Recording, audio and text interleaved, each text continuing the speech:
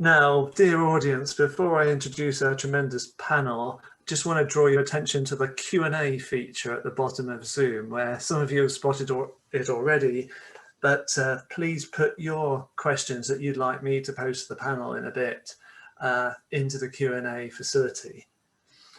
And now let me turn to introducing three tremendous panelists we've got with us today to help us identify these positive tipping points and the role for finance.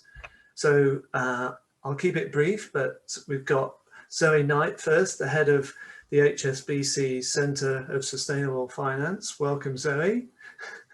We've got Eoin Murray, the head of investment at Federated Hermes. Good to see you, Eoin. And we've got Astrid Manroth, the director of climate finance at the European Climate Foundation. All who've been showing individual as well as institutional leadership. And I'm going to start with asking Zoe some questions.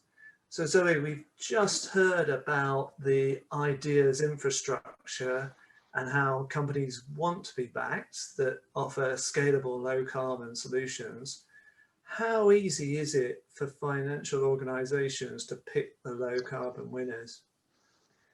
Well, Tim, first off, thank you for inviting me to join this panel this afternoon. And I've really enjoyed watching all of the videos of people talking about the themes that are pertinent to them in the barriers that they're facing and what finance needs to do. And all of them had an element that resonated with me, in particular, the end markets for customers, building end markets, and de-risking.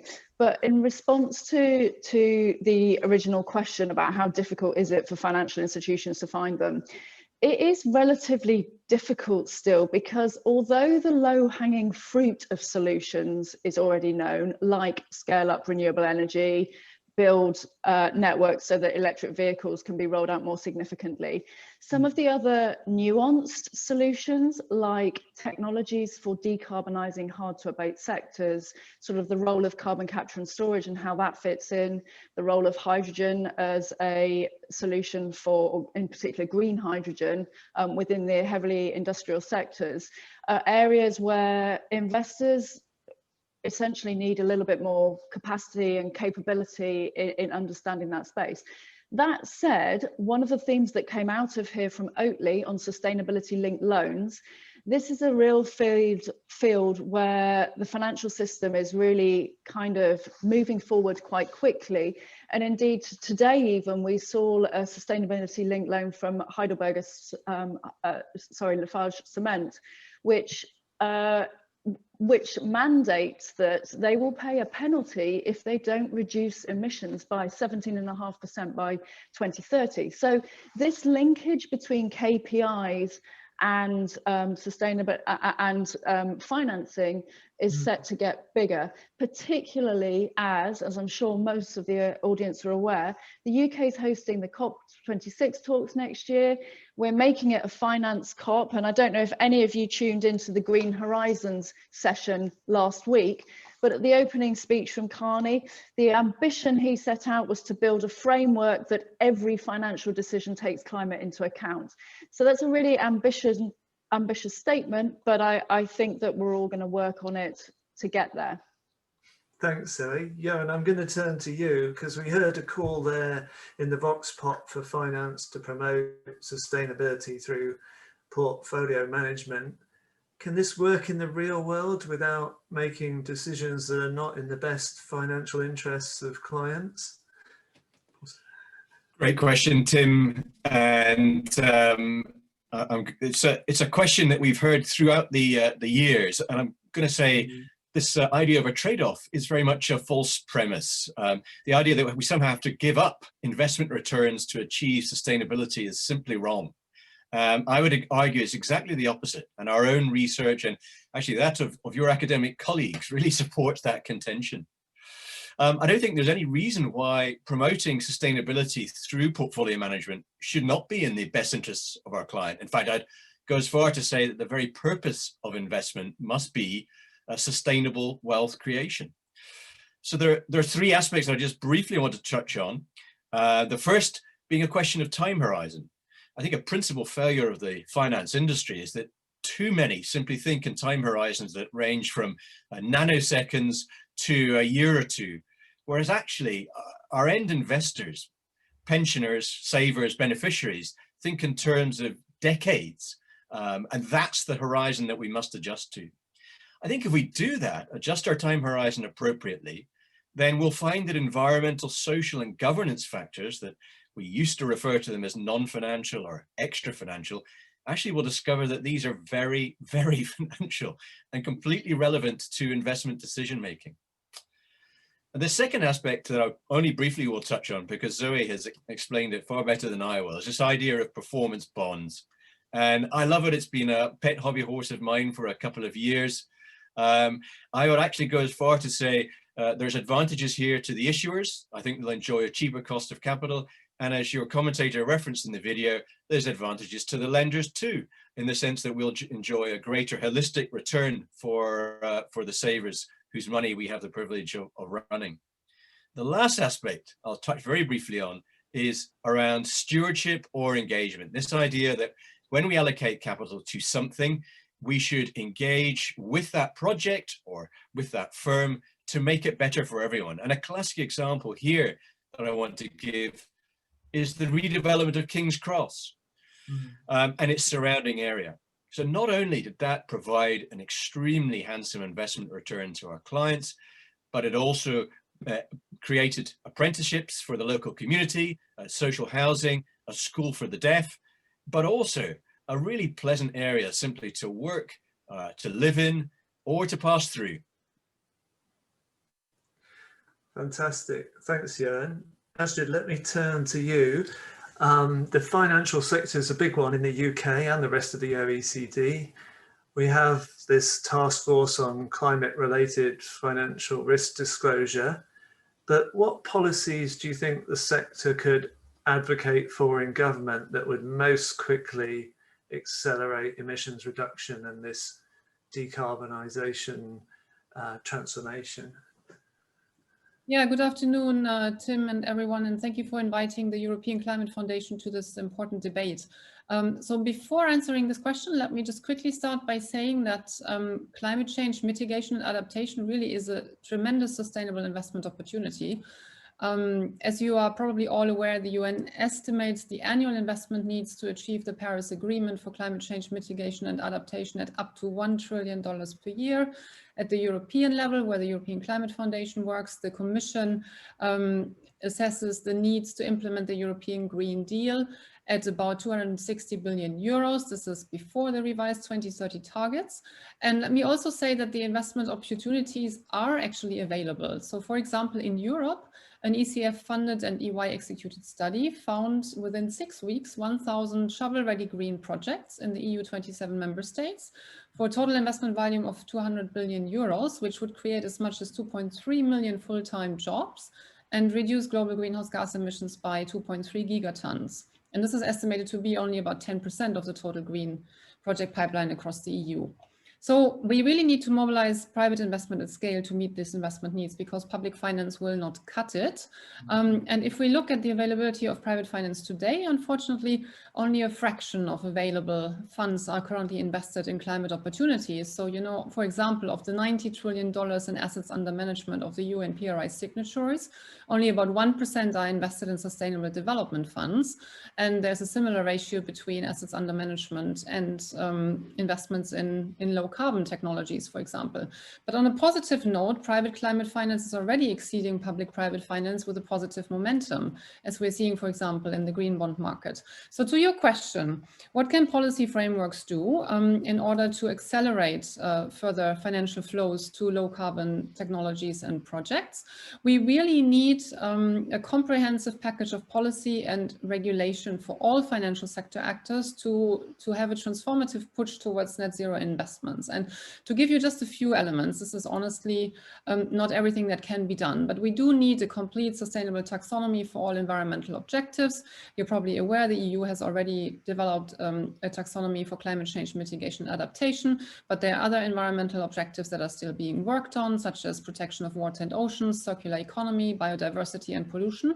And we also need a taxonomy for unsustainable investments so that we have a clear catalogue of activities that are not aligned with net zero and Paris Agreement objectives. We do need disclosure regulation that mandates both the disclosure of climate risks, physical and transition risks, but also of climate impacts. And again, we need that from companies, and we also need that from financial sector actors. And from both of them, we also need credible net zero transition plans that should be published and ideally be subjected to shareholder votes. We need capital requirements, regulation and Solvency II revisions that include climate risk in all three pillars. So capital requirements, credit risk management and disclosure. We need rating agencies to integrate climate risk into credit ratings. We need improvements on regulation on the disclosure and standardization of ESG ratings. We need upgrades to relevant retail investment regulation, for example, to integrate sustainability preference of retail investors also. There was already reference to robust regulation on stewardship, due diligence and directors' duties. And we also need all parts of the financial system to do their part. You know, public banks shouldn't get a free pass. In Europe, again, we have the European Investment Bank really setting a benchmark of how to transform itself into a climate bank through a fossil-free energy lending policy, a 50% climate finance target, and a very recent Paris-aligned roadmap, which is an example that needs to be followed by other public banks, including export credit agencies. And last but not least, we need central banks to do their part and integrate climate across their operations and their prudential regulatory activities. Thanks, Astrid. There's a lot to work on. I'm gonna turn back to Zoe and just pick up on that topic about the pricing in of climate risks. Zoe, is it possible for banks to incentivize the low carbon disruptors by offering them lower lending rates? Good question. And, you know, Astrid covered a lot of ground, but there is one thing in particular that I want to pick up on from that because it's relevant to the risk discussion, which is this point of taxonomy and TCFD, because banks can more accurately price risk if they know how risky the activities are, right? And half of the problem within climate is that we know the extremes. We know that burning coal is the worst offender for emissions. We know that burning oil and gas and the use of oil is also not great. But we also know that every single country has got a different starting point and a different set of resources within it and a different toolkit that it can use to transition on that journey.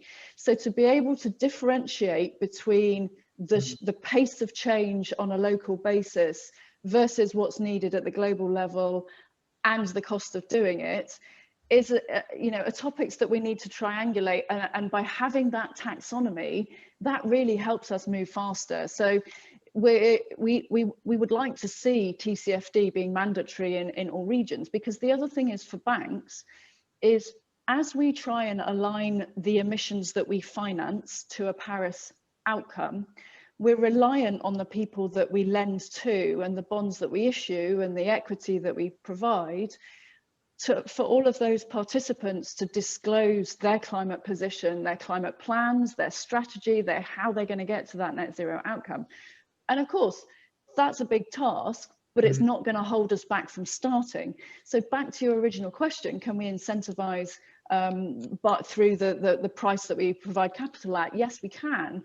And we can already start to see that happening in some regions. So for example, in some of our United Arab UAE offices, we have preferential rates for electric vehicle lending and scale up there. But that said, it's not happening fast enough because of this capability and capacity issue that I mentioned earlier on. I think we have, and Eoin knows this, and we'll probably talk about it, we have got a lot of knowledge in the asset owner, the asset manager community. We've got the likes of the European Climate Foundation and others really working hard to promote the right climate plan, as it were. When you start looking at direct lending, for example, and talking to colleagues that have maybe worked in treasury functions or been a relationship manager that are providing sort of facilitation services, they're maybe not as quite far advanced as some of my other colleagues. So that TCFD take up and that capacity building is really important as well. Thanks, Zoe. I am going to turn it over to Eoin as well. And Zoe, you hinted at that perhaps one of the fastest ways out of the climate crisis would be to dump investments in fossil fuels. So Eoin, are you doing that at Federated Hermes? No, Tim. I'd even dispute that it's one of the fastest ways out of the crisis. Look, while divestment or exclusion, certainly has its place, and I would argue it's been very useful in drawing attention to the climate emergency, I think we would argue strongly that we should work with other investors where possible to try and drive material change in fossil fuel companies and to help them onto a path of rapid transition to that low carbon future we're all after. I think if it was physically and practically possible to remove fossil fuels as our primary energy source immediately, we'd have done it. But we all know the world is going to need and will still likely be using some fossil fuels for many years to come. And those companies need responsible shareholders that will drive change. And in fact, there's even a risk that if all investors who cared about climate change chose to divest, it would simply create an opportunity for perhaps less scrupulous investors to pick up the shares cheaply. And then they won't put any pressure on these companies. So I think our approach is going to stay that we will remain invested if we think we can bring about meaningful change. And that meaningful change is a significant reduction in harm. Give you an example. We are one of many, but a leading coordinator on British Petroleum, on BP, for Climate Action 100 group of institutional investors. And that group represents nearly $30 trillion of assets. So that's a lot of pressure that can be brought to bear on BP to keep to their commitments for net carbon zero. Fundamentally, we're only going to invest in fossil fuel companies where we think that the potential returns to investors are attractive, and we believe we can help by bringing about meaningful change. And if we think for any reason that engagement with a particular company is unfeasible, where there's simply no cultural willingness to change, then we won't invest. And under that category, I'd quite happily list the likes of thermal coal, tar sands, and fracking. Great. If we use the example of meat, it's another great one. It would be great if the world was simply willing to go vegetarian overnight or look at meat substitutes. But I think we are likely to agree that's probably not going to happen. So we have to look at alternatives.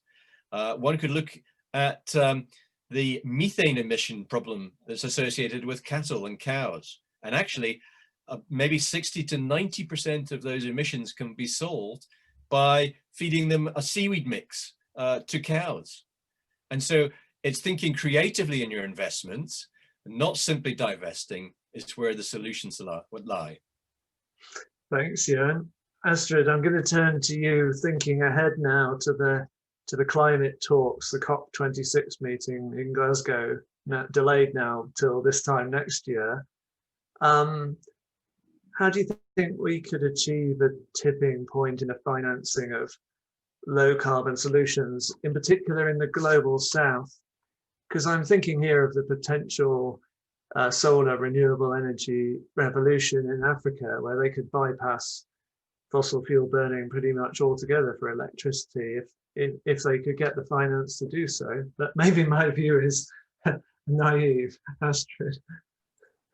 Sure, thank you. And I mean, that is, of course, the $100 billion question, actually more than that. But I would argue it's not just a question of financing volume. I think we really need a transformative combination of planning, policies and financing. Yeah, and to start with the planning, I think we need to work on integrating SDG, NDC and sector planning to really maximize the opportunities of low carbon solutions across all of them.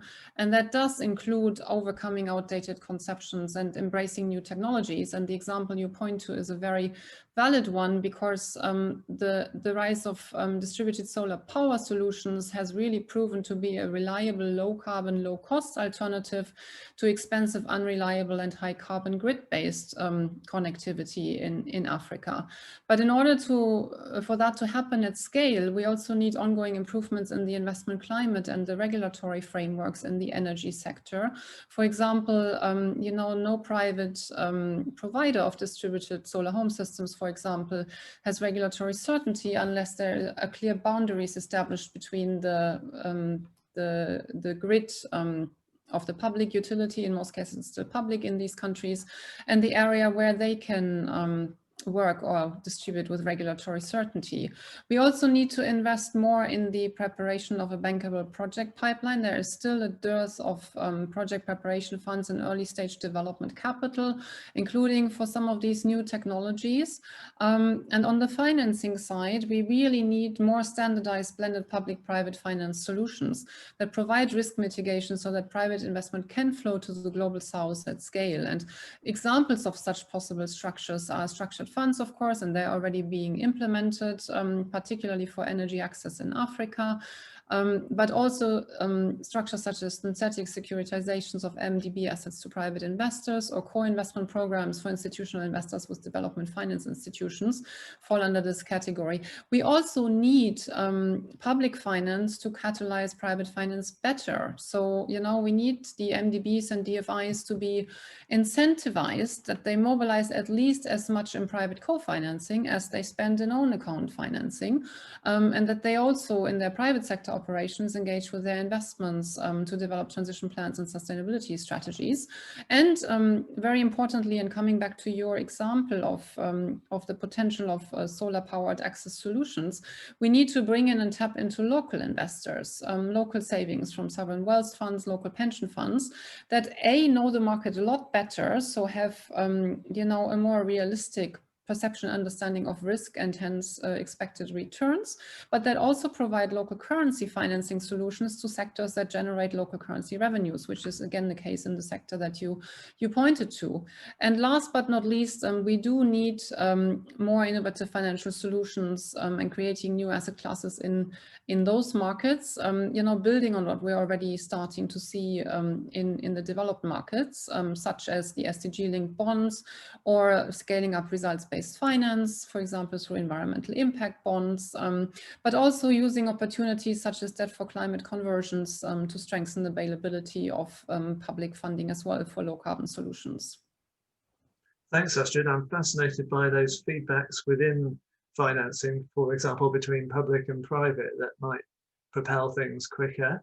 What I want to do now, though, is turn to some great questions that are coming in from the audience in the Q&A.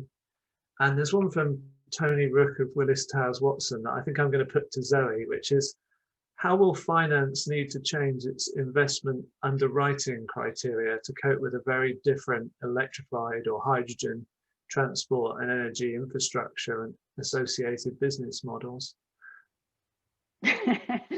I'm glad you've got to the heart of the difficult questions. So I think there's a lot that can be done here. I think in terms of finance generally, because this isn't just related to the insurance industry, it's about understanding more what the risks are related to the shift in the energy system and how well it can cope with demand going forward. So, you know, for many years we've been talking about uninterruptible power supply, and we need gas to deliver the base load and all of these issues.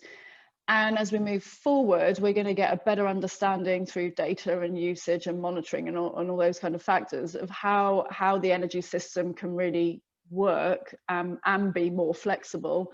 And similarly with, you know, the sort of clustering effect that you need to create the demand and supply for an end product. And this came up in one of the videos, is having the end demand.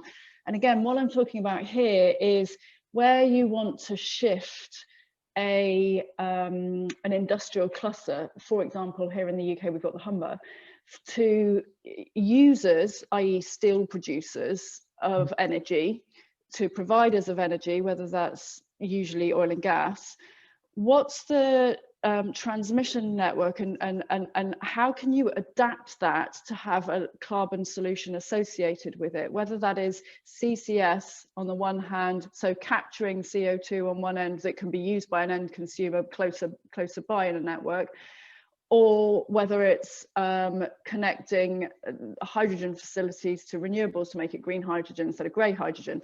So these shifts do need to be underwritten in some way, and it comes back again to something that I've reiterated through this, which is the capacity and capability building across the sector as a whole. And we can only do that if we have both the policy signals, which we do have in the UK, not everywhere, but we do have, so there's no excuse there not to be thinking about this, but also the likes of the European Climate Foundation and others, and academia, to help us build that new modelling capability to allow us to more effectively price risk. And to be fair, I think the financial industry is working hard on this. I mean, it's not as if we've been kind of sitting around waiting for what to do next, because we all know that risks change. They just do. It's part of economic development, and the world changes. So it's what we're talking about is a different way of thinking about how we do what we already do, and moving forward to really capture the climate problem. Thanks, Zoe. Now, there's a couple of questions picking up particularly on the sort of transport potential tipping point that I highlighted for electric vehicles. At least two questioners have rightly spotted that if we have this tipping point to electric vehicles and simply replace the internal combustion engine with electric vehicle cars, then the corresponding mining of lithium and other things, well, there might not be enough of those resources for batteries out there in some estimates, and they certainly have some negative impacts. So Mike Pepler was asking it as, does this tipping point need policy to limit it? So, for example, favouring car clubs over private car ownership. And Tim Malone was asking a similar question about whether we also need, maybe in your portfolios, to be, I'm curious to hear, to also be pushing a positive tipping point for a hydrogen economy as well. So I don't know if Eoin, for example, or Astrid want to come in on that, but are you already thinking in a diverse way here and investing on the one hand towards electric vehicles and on the other towards hydrogen vehicles, or for example?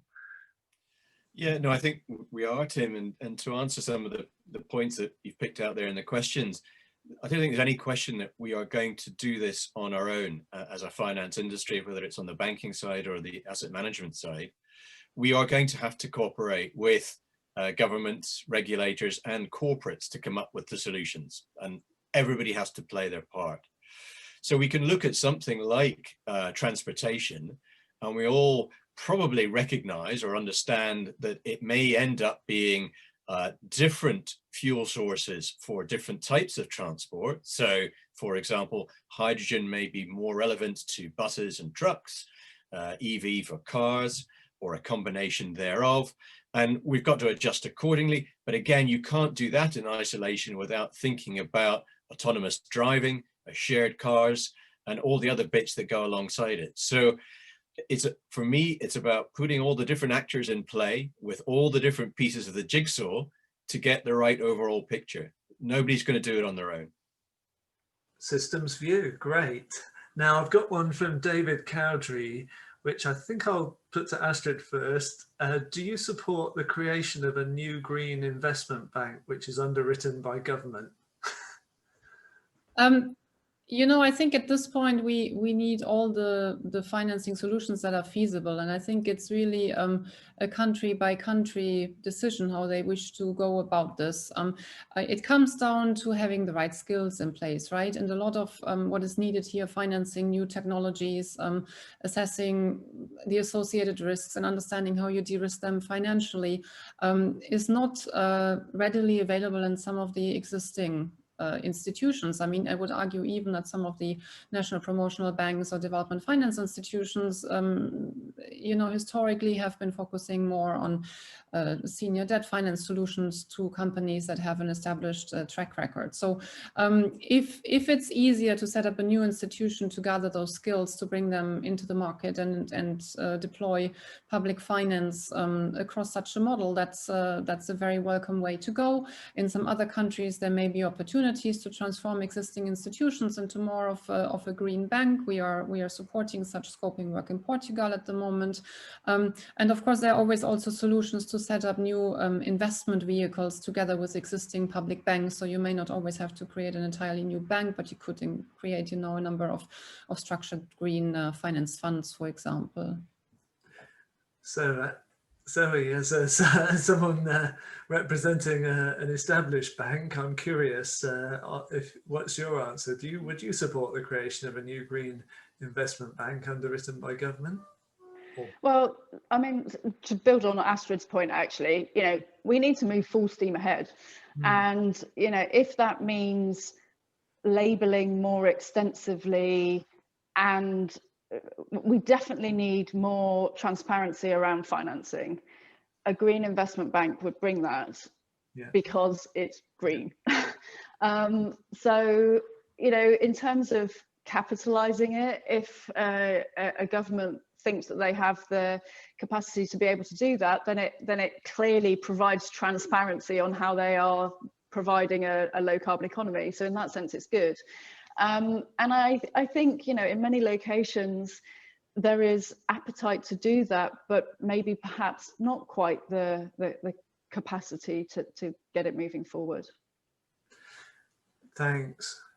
Eoin, I was going to turn to you. You could also answer that one, but I have a particular question that comes a little bit beyond just the climate space. From Alexander Hugh is asking you particularly, do you see finance for net zero as distinct or integrated with finance for addressing the biodiversity crisis, or what I might call the biodiversity collapse crisis?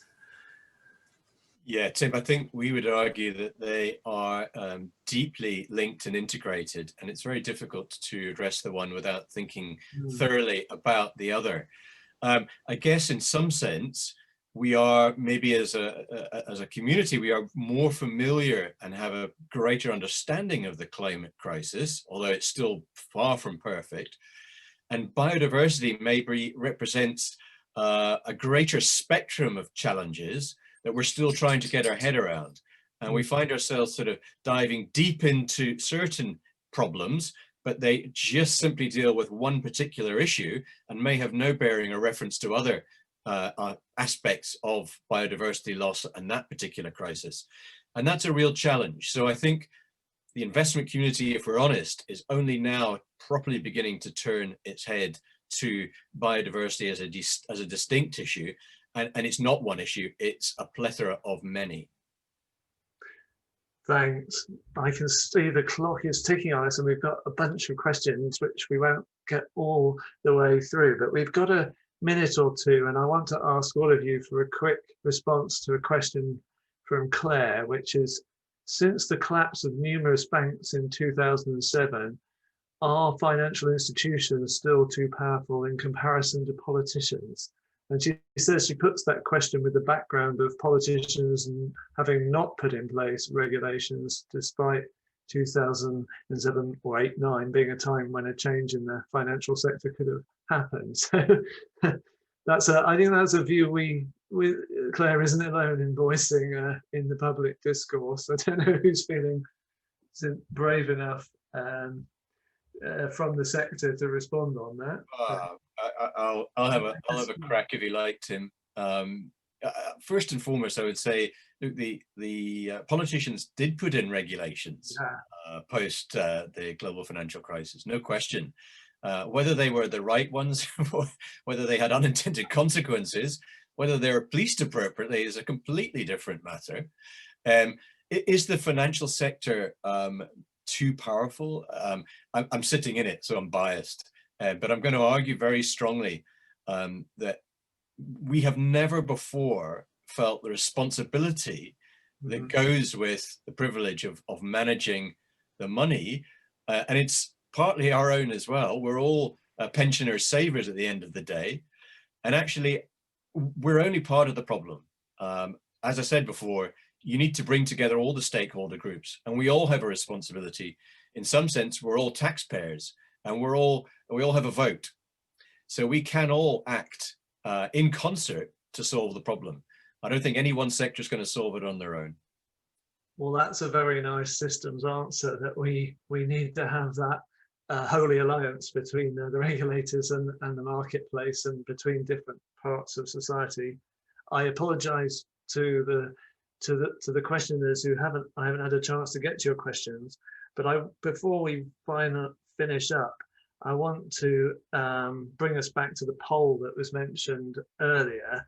So what we're going to do is, if someone can put the poll live and share it on screen, I'll ask each of the panelists to just instinctively give their answer whilst we let the audience give their answers. So the question is, what's the most transformational objective the finance industry can embrace? Hopefully you're all seeing that.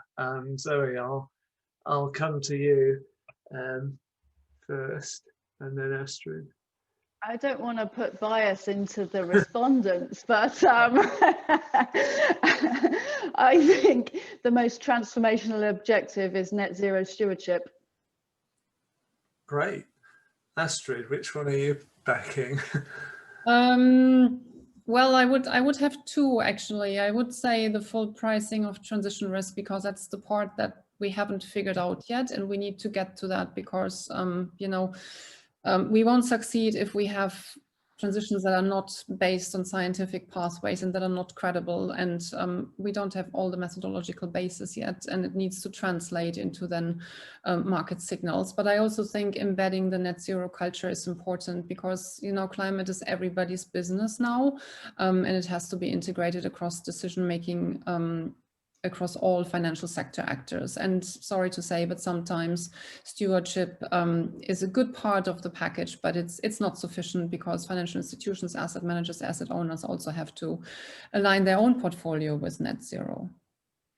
Oh, before we come to Eoin, I just need to remind the audience to vote, please. Apparently only half of you have voted. We need to be a better democracy than that. So Eoin, what's your favourite, and which horse are you going to back?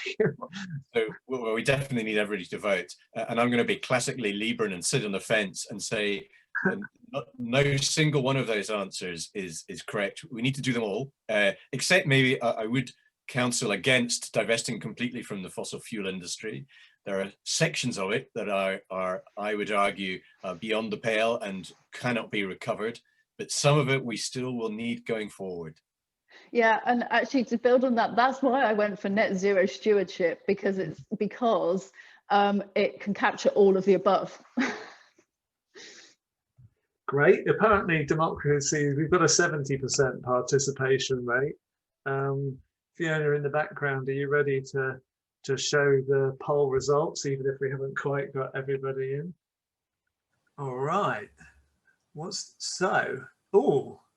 Oh, it's like, oh dear, it's like a certain national election, isn't it? Things are very close by the look of it, between the full pricing of transition risk and embedding the net zero culture.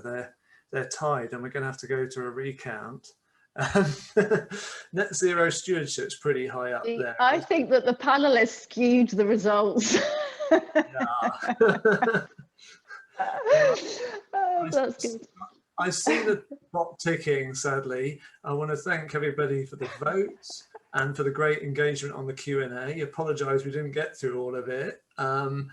Just to recap, hopefully everyone's going to come away from this with a sense that that there are tipping points out there that can cause cascading transformative change that can help us succeed in this battle we're in against the climate change we've created. We've heard from some of the disruptors about how they want to be better understood. They want to access finance, and they want that opportunity to network with you to scale things up more rapidly. And we've had all sorts of fascinating insights from our panelists. And perhaps out to the times, we've got a sort of hung parliament on the final results that you've just heard. But maybe that reinforces the point that we need systemic change. We need these coupled changes together to happen. So yeah, with that message, thank you again to the panelists. Thank you all in the audience for participating. Thanks to the London Climate Action Week for hosting us. Please don't hesitate to get in touch with us at the Global Systems Institute if you've got any more questions after the event, or I can try and answer some of the ones that came my way. So with that, onwards to those positive tipping points, and thank you all.